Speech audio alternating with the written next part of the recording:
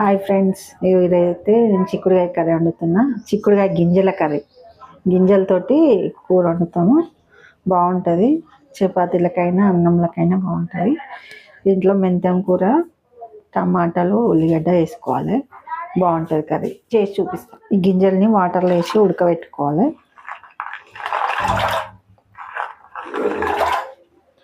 వాటర్లో వేసి ఉడకబెడితే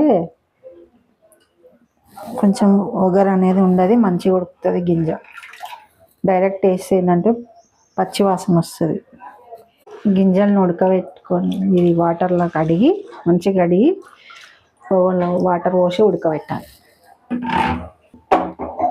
కొద్దిగా ఒక 5 minutes ఉడకబెట్టిన తర్వాత అప్పుడు కర్రీ వండాలి. ఇప్పుడైతే గింజలు ఇట్లా ఉడకబెట్టుకోవాలి.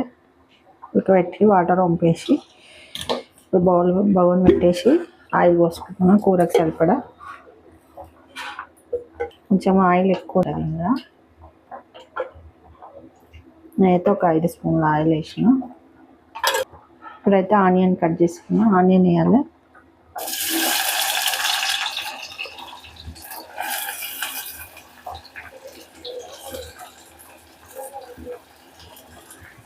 ఆనియన్ మంచిగా వేగాలి.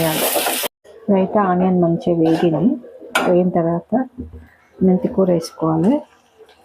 ఒక కట్ట మెంతి కూర తీసుకున్నాను నేను. మెంతి కూర వేసుకుంటే టేస్ట్ అనేది బాగుంటుంది.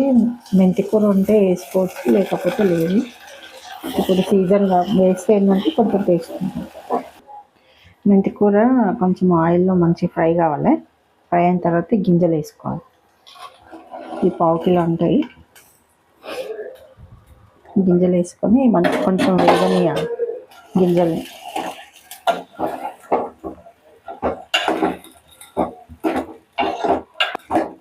ఏంటంటే టేస్ట్ ఉంటుంది ఇంకా ఆయిల్లో. చిక్కుడు గింజలు అయితే వేగినాయి. ఇప్పుడు టమాటా వేస్తాం.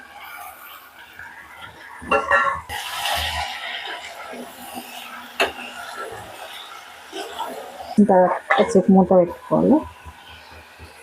మూత పెట్టిన టమాటా ఇదైతే టమాటా కొంచెం ఉడికింది.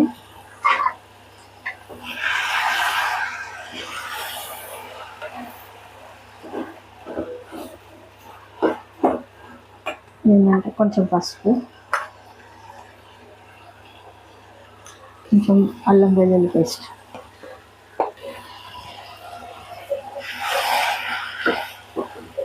ఇంకా పచ్చివాసన వరకు వేయించాలి. ఇప్పుడైతే కారం వేస్తుంది. మీ కారాన్ని తగినట్టు వేసుకొని నేనైతే 2 స్పూన్లు వేస్తున్నాను. 2 స్పూన్లు ఉప్పు.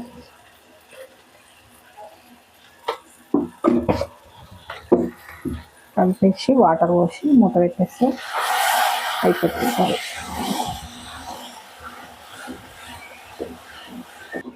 ఇప్పుడైతే ఒక గ్లాస్ వాటర్ పోస్తున్నాం. ఎందుకంటే గింజలు ఫస్టే ఉడికినాయి కాబట్టి ఎక్కువ వాటర్ పోయద్దు. కొంచెం వాటర్ పోసుకుంటే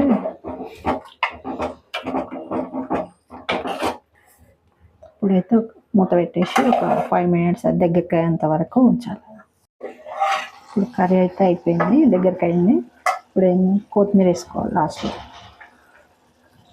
కొత్తిమీర వేసుకొని కలిపేసి మూత పెట్టేసి కర్రీ రెడీ. చిక్కుడు గింజల కర్రీ రెడీ.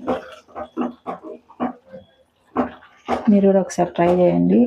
లైక్ చేయండి, షేర్ చేయండి, కామెంట్ చేయండి. బాయ్ మరి.